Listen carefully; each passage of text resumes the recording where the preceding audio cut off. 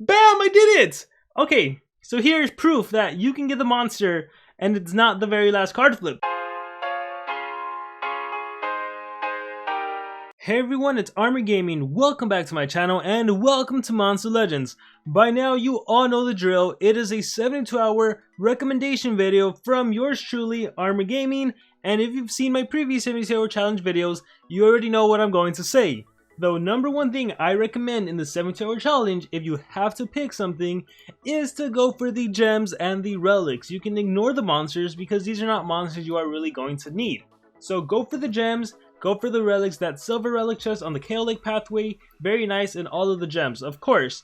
Now, I imagine because we have 72-hour challenge and we have a lot of PvP attacks, most of you should be able to get all of the monsters. On my brand new level 30 account, I have successfully been able to get all 3 monsters, so I imagine it shouldn't be that difficult for you guys. So definitely get all 3 monsters, but if you had to choose and prioritize something, definitely go for the gems. And the only reason I say that is because, let's be honest, as cool as it is to have legendary monsters and everything, they are not really going to be needed moving forward. Although I will say, and I noticed this with the last event, it looks like Social Point is giving the same elements away, so maybe to prepare you guys for future El Colossal Grin events. So in that regard, it is useful to get the legendary monsters, but at the same time, you could argue that you don't need legendary monsters when there's a ton of mythic monsters in the game. But yeah, if you had to choose, go for gems, go for the relics, and get them all if you can. If you have to pick one of them though, let's say you just can't get enough challenge coins for whatever reason, I'll teach you guys a tip and a trick to get challenge coins very easily. But let's just say for whatever reason you couldn't get a monster, go for Frostwrath. The monster in the middle, it is your best value, and no matter what, the monster in the middle is going to be your best value.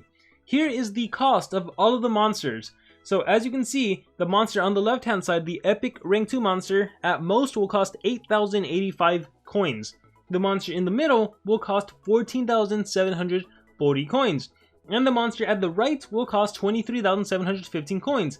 The monster at the right costs double, and it's not even ranked up. So the best value is always going to be the monster in the middle, because the epic monster, you're honestly never going to use it. Although I will say Frieza is one of the monsters that's used to breed one of the breedable legendary monsters. Off the top of my head, I can't remember who it is, so if you guys know, definitely put it down in the comments below. But yeah, with that being said, Frostwrath would definitely be the better monster to get, just because of the cost. I will also mention that even though the cost was like 14,740 for this monster, it is possible to get the monster in the first card flip, okay? It's possible, it's highly unlikely, but it is possible. So let's just flip some cards, maybe I'll get lucky, and I'll get the monster right here. Maybe not, most likely not. Most of the time, I think it's probably going to be like in the last 4 cards when you finally start getting the monster. And usually it's going to be the very last card or the second to last card. You got to be extremely lucky for it to actually get the monster like in the very first few card flips. But it is possible, just so everyone knows. Social Point made the change a while... Oh nice, 8 gems! Social Point made the change a while back where there is a percentage, a low percentage, to get the monster with any of the card flips. So I had a recording of me actually getting the monster on the second card flip on my baby account, but I think I deleted the video because I'm like, whatever. Who really cares about this? And with that being said, as soon as I waste my coins, I am going to show you guys how to get challenge coins, and then we are going to go do another kind of nostalgic monster wiki, monster analysis on these 2 monsters, Caillech and Frostwrath. And that way, you guys, when you do get the monster, because I do recognize that not... especially for newer players like me, yeah, maybe you'll get these legendary monsters and you will get a chance to use them in PvP. Then I want to make sure you know how to use them and what runes to give them and all that fun stuff. Oh look! Bam! I did it! Okay, so here's proof that you can get the monster and it's not the very last card flip. Sometimes you just get super lucky. And in this case, look, 1, 2, 3, 4, 5, 6, 7, 8, 9, 10, 11. There was like 11 cards left. Rank 1 Frostwrath. Oh, that is gorgeous. So now, I don't even need to bother flipping everything else. Now, like I said, I still want those gems, so I'm still going to go after those 5 gems, but I might as well go for the Caillech or for the Frieza, especially because there's a lot of gems there.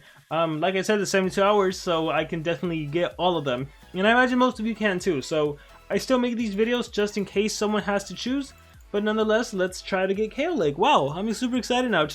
It's funny how, like, even though I don't care for the monster that much, there's just something nice about flipping the card and getting it like right away where you're like, oh, that's a nice little pleasant surprise. I'm so used to getting it at the very end. So yeah, super ecstatic now. But yeah, like I said, we'll do a monster review or a monster analysis. I'll showcase or I'll talk about the two monsters, what I like about each of them, what runes to give them, what relics to give them, and we'll go from there. Alright, so that little sad worker pops up when you run out of challenge coins. So getting challenge coins is very easy. You literally go into player versus player and you battle. Now you might reach the point where some of the battles are way too difficult for you, like everyone is ranked up and you're like, oh, what am I gonna do? Very simple. Put a very easy weak defense team that can easily be beaten. That way you can do revenge battles, and in that revenge battle, look at these easy opponents. Doesn't that beat ranked up mythic monsters? So I can very easily beat these bases. Bam. Takes like, what, 10 seconds? I get to spin the roulette wheel, and I get to get an additional 500 challenge coins. And if you have a different amount, it's because the challenge coins depend on what league you're in. For example, if you're in Champion 1 League, you get 420 challenge coins.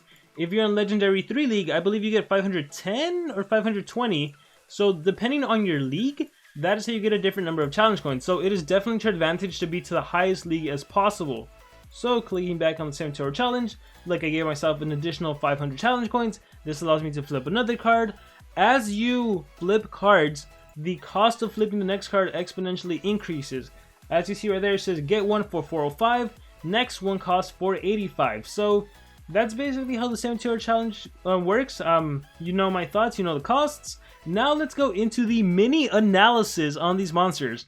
So we'll start off with Caillech, the monster on the right, the more expensive one. So this monster has the speed stat of 3,465. Do you guys remember when this used to be the fastest speed stat? Oh my gosh, for deny monsters, that is glorious. Let's go down. This monster is immune to freeze, and this monster has... Do you remember when monsters only had a 1 trait and not like 20 evolving traits? This monster can hold a trap and a sword. If you have a trap, the Oblation Trap is one of the best traps you can put on a monster. For sword, it's funny that this monster, look, she literally has a staff, so why can't she hold a sword relic? She should be able to hold like a Cane of Atlantis or something, a staff relic, not a sword. But yeah, sword is really more for attackers, and this monster is not an attacker. As you can see right here, this is a control monster.